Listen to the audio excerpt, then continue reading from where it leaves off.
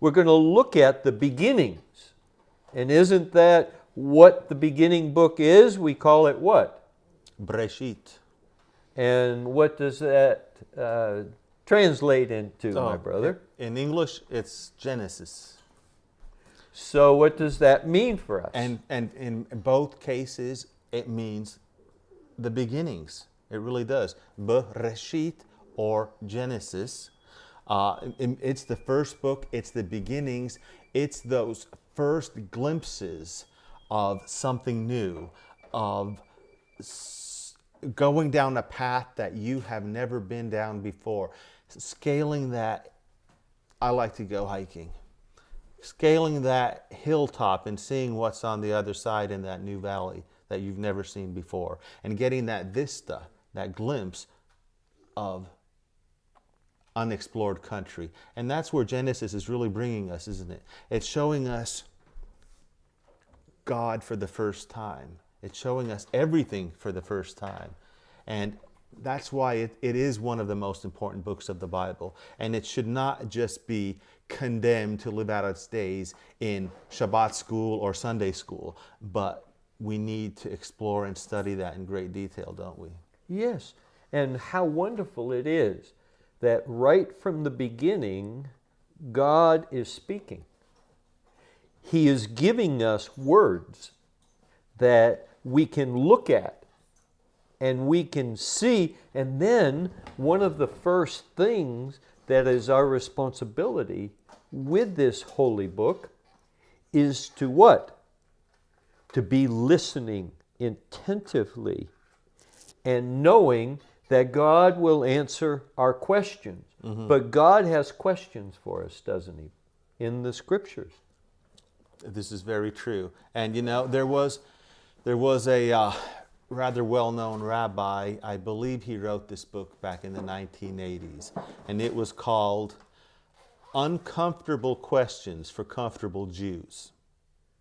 And I think that was a great premise, and I think this is really where God comes in with His questions, because we can become comfortable or complacent in our surroundings, in surroundings which He never meant for us, in surroundings which are beneath us in so many ways. And He's coming to us with questions that would awaken in us a desire to know more about Him, a desire to change our circumstances. And we see that throughout the Bible, don't we?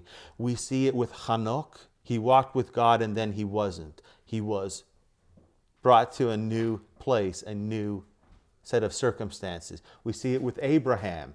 He followed the voice of God, the instructions of God, and went to a new place. So we're constantly in that mode, aren't we? Yes, and it's just like life, isn't it? That we have a beginning point. Mm-hmm. We have, as we're growing up, we have the stages of life we go through. Mm-hmm. And so I'm so glad that God, who knows all about us and knows all about our ways, that He has a plan and a purpose of how He goes about to teach us these basic truths, because these are new things that are coming. And it will give us what? The opportunity to ask God questions and to ask us questions. Absolutely. Just like we should be asking the question about what did God say? Yes. So that's one of the first building blocks, you could call them, foundation points, that we are going to start building by looking at how God deals with us. And I'm so glad that God doesn't burden us with these heavy loads, with starting off with something so big, so high, and so wide that we would fall under the weight of it. But what God did is, and this is exciting, Tapani, He gave us the first 7 words. Mm-hmm. And those words have been imprinted on the minds of so many people down through the ages, haven't they? Absolutely. And in the Hebrew, those words are Breshit bara Elohim et shamayim et haaretz, aren't they? Yes. In the beginning, God created the heavens and the earth, would be the English translation, but it's slightly richer in Hebrew, isn't it? Yes. And what we actually have is the whole story of life, don't we? In those 7 words. Physical and spiritual. So God began speaking to us with only 7 words. And what I love most about God, He didn't download something that we could not understand. He didn't give us something that you have to get the information from somebody else. Mm-hmm. And you know, that is something so true about the ways of God. They are extremely simple, aren't they? But at the very same time, they're astronomically complex. So He'll meet you where you are, and He will even see your hand if you want to be impressed. So He will speak to us and reveal to us Himself in simplicity. But He will also be prepared at that very same juncture with those very same words to become very complex, very deep, and very revelatory. So those 7 words are the launch point, you could say, for God beginning to let people ask, what did He say? Mm-hmm. And what is it teaching us? Mm-hmm. What instructions are we getting from those words? Mm-hmm. Those 2 questions, everybody in our audience today needs to be asking. What do those words mean? Mm-hmm. And how do we live it out? How are we supposed to deal with this God who has now given us words? Mm-hmm. Words that we can understand. Mm-hmm. Words that we can wrestle with, can't we? Mm-hmm. So we're supposed to be good at this labor, this work that God has for us. Mm-hmm. That it's not always on the surface, is it? It's seldom all on the surface. It really never is all on the surface. So let's just be emphatically clear about that. God is not superficial. He really isn't. I mean, He will meet you face to face, but there is more to Him than just His face, isn't there? And because of that very thing, it's so compassionate and loving of God that He would begin with only 7 words. Yes. Because He knows we're at the beginning point. We're at the start. Mm-hmm.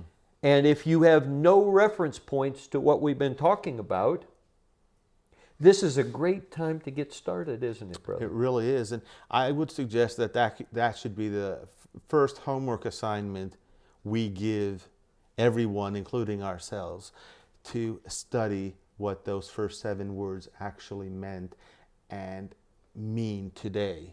Because every word actually means more than just itself.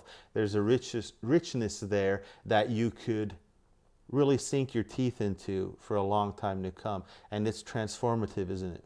Yes. And also, it's not by accident that God had it to be 7 words, isn't it? That's right.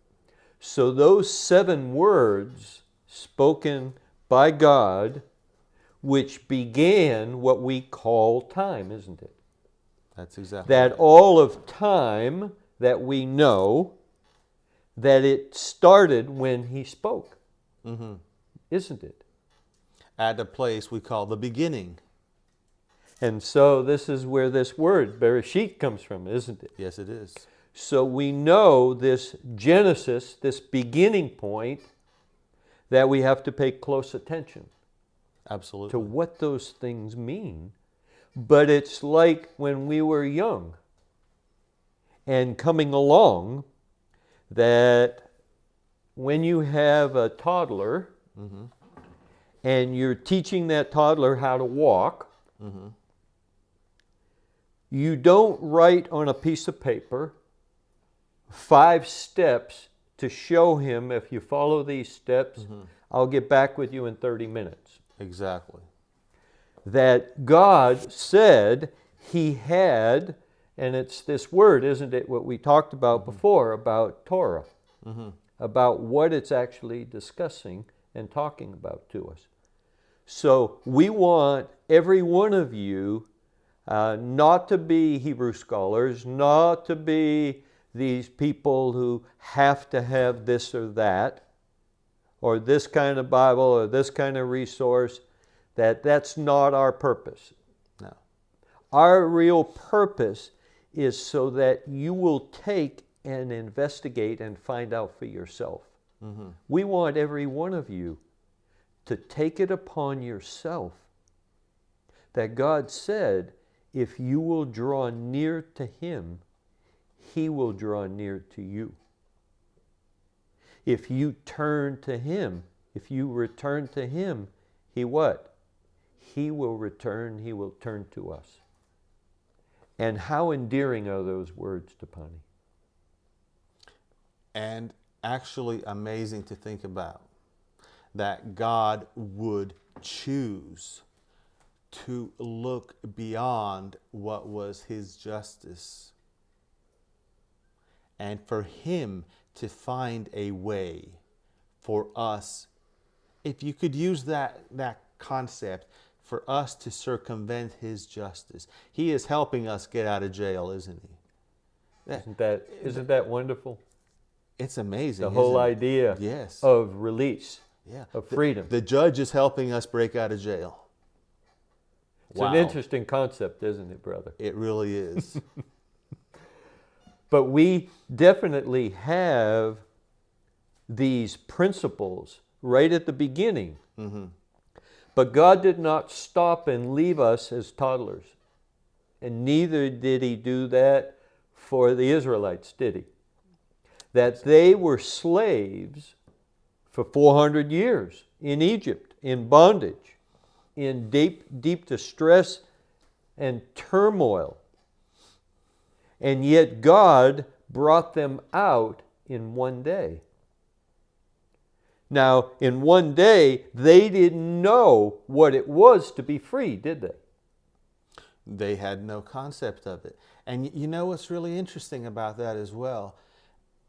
The turmoil that was upon the children of Israel actually increased as God was working their freedom and their salvation out. They had to experience an Egypt that was falling apart around them.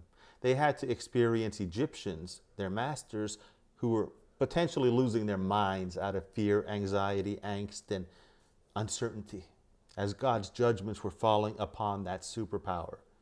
And so the turmoil within the people of Israel was likely increasing as well. When you see the river Egypt turning to blood, when you see the frogs and all the other plagues, even if it's not affecting you personally because you're protected by God, you're seeing this world around you being shaken. And we're seeing that today, don't we? Yes. We're seeing a shaking going on, just like it was for the Israelites. And how fascinating it is, this picture. They were like toddlers, weren't they, coming out of Egypt? They didn't have their footing and all of the necessary things.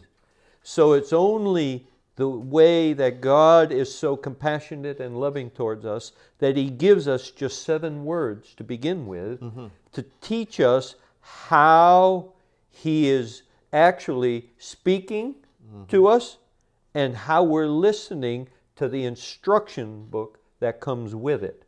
He's setting a format where he introduces himself. He said, in the beginning, as the first cause, as the element of creation, there is he. There is God. So we know that there was nothing before him or outside of him, because he said, at the beginning, I created everything in the universe, the heavens and everything upon the earth, There's a totality there.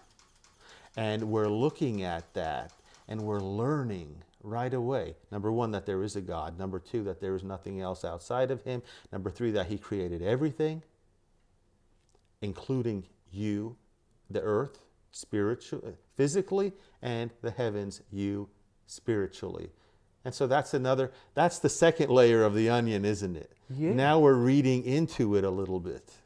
Well, God wants to take it and allow us to chew on it for a while Yes. so that we can, what they call turning the Torah around, isn't it? Frank and I chew on onions, so we're on the second layer of it now. So we're peeling back some of the layers, aren't we? Right, right. So that everyone will get clear vision to see, but more importantly to hear what God has already said. Yes, because that is vitally important, isn't it? Yes. And at the beginning, this could be the beginning of a new start for each one of you out there. This could be the start of a new venture. It could be a new path that God has laid out for you. More than that, it can be a turnaround and a change that you have been longing for and asking for a long time. We want to invite you, contact us. Let us know your questions and your story, because it's part of our story, isn't it? It's part of all of our stories together. So contact us at the contact information that's appearing at the bottom of the screen right now and at the end of the show, and let us know. Reach out to us. Walk with us. It's in Hebrew, it's what? To halakha. Let's walk together. Let's walk it out. Let's learn the ways of God together. And isn't that really the whole concept of what we are helping people? Because we do not want to leave anybody out in this venture, brother. That we are on a journey together. Mm-hmm. And it doesn't have a destination, but what? That we have to walk these things out. So there are things we have to wrestle with. There are things that we really have to, what? The name that we have for Israel was what? Jacob, wasn't it? Yes, that's right. The original name. So his name was Jacob. And what did God do with him? He was in a very difficult place, wasn't he? He was, and he ended up wrestling with an angel of God and getting a name change. He stopped being Jacob and he became Israel.